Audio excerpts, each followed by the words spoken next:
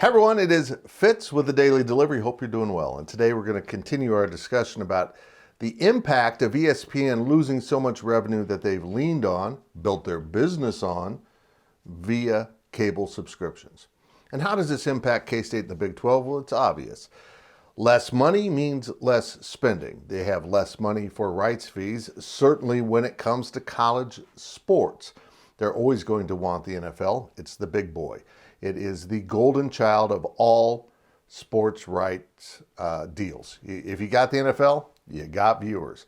Now, if it's profitable, that might be another question, but they will not give up on the NFL, MLB, or any of those entities that might gain a national audience.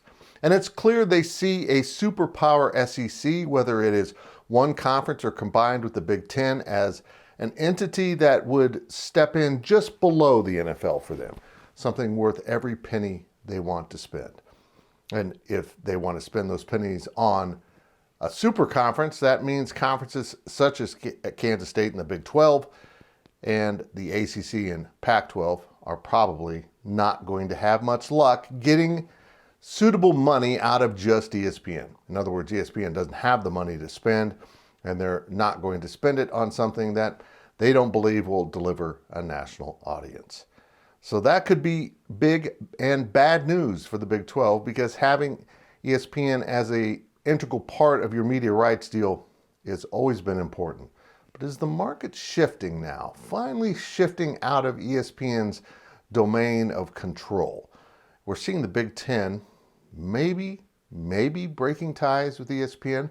This is what you need to follow. You need to make sure you know exactly what the Big Ten's up to with their media rights deals. They're on the front edge of this new wave of deals that are going to be coming along the pike very soon, and they are strongly considering, with their affiliation with Fox, maybe just not going with ESPN. And honestly, the Big Ten's the only conference that can just do that and in the process damage ESPN, which is why ESPN will probably throw money at the Big Ten to keep some form of rights. Maybe it'll be smaller than what they've had, but they will have Big Ten games featured on ABC and the ESPN platforms. That means everyone else will be fighting over the scraps. They have an ACC deal in place, but I think we can all agree they got the ACC at a price that they can afford. What's that leave the Big 12? It leaves the Big 12 and the Pac-12 probably getting very creative. And they might want to consider tying each other at the hip. If they exist as they are now, maybe the two of them put together will bring more money. Just thinking out loud, we will see what happens.